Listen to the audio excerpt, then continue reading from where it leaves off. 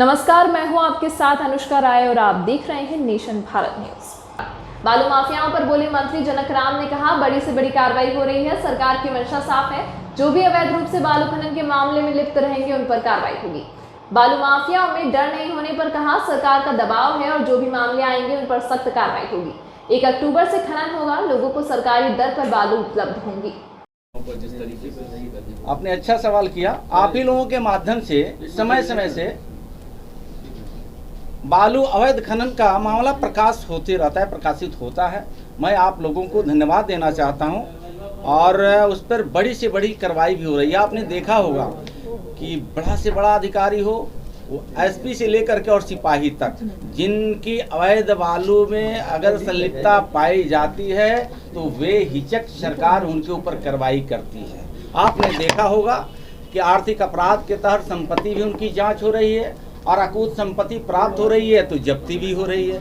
तो कहीं ना कहीं सरकार की मंशा साफ है। जिन लोगों ने ये बालू में अवैध कारोबार से जुड़े हुए हैं, साफ संकेत है कि अगर उनमें सुधार नहीं होगा तो प्रशासन समय समय से छापामारी करके उनके ट्रैक्टर हो, ट्रक हो, हाईवा हो, जेसीबी हो, वो जब्ती करती है, एफआईआर करती है, नीलाम करने का प्रबंध कर दिया गया है और उससे कमाई हुए संपत्ति को भी सरकार जब्त कर रही है। लेकिन सवाल यह है कि कार्रवाई के बावजूद भी खनन जारी है।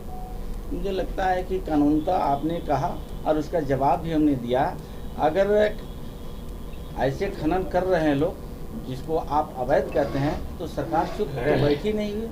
लगातार थाना प्रभारी, अंचलाधिकारी, जिला के डीएम, जिला के एसपी कार्रवाई कर रहे हैं और मुझे लगता है कि बड़ी से बड़ी कार्रवाई हो रही है। और आपकी नज़र में कहीं फिर ऐसे देखने को मिलता है तो उजागर करते रहिए, सरकार उस पर कार्रवाई करेगी। सर, बालू माफियाओं में डर नहीं बैठ रहा है, कार्रवाई तो हो रही है सर, डर नहीं बैठ रहा है बालू माफियाओं में।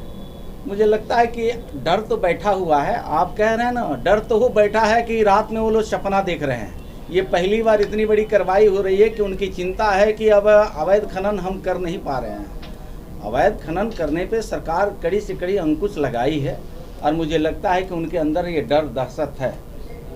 मैं पूर्णतः फिर आपको कहना चाहता हूं कि अवैध कारोबार करने वाले बालू संबंधित वो सावधान हो चुके हैं। अगर उनमें कहीं इस रवैये में कहीं देखने को मिलती है तो फिर उजागर कीजिए और उनके ऊपर कार्रवाई होती रहेगी। 1 अक्टूबर से जो सिया का पुनर्गठन होगा, 1 अक्टूबर से सभी बंदोबस्ती किया जाएगा, उसको लेकर क्या कुछ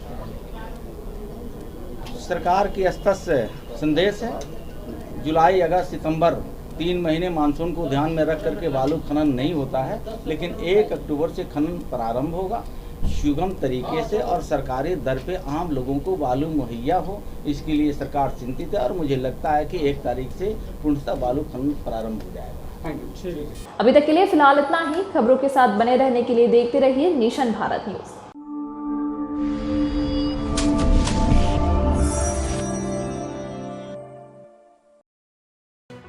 लेटेस्ट खबरों से जुड़े रहने के लिए हमारे चैनल नेशन भारत को सब्सक्राइब करें और बेल आइकन को दबाएं ताकि कोई खबर छूट न पाए।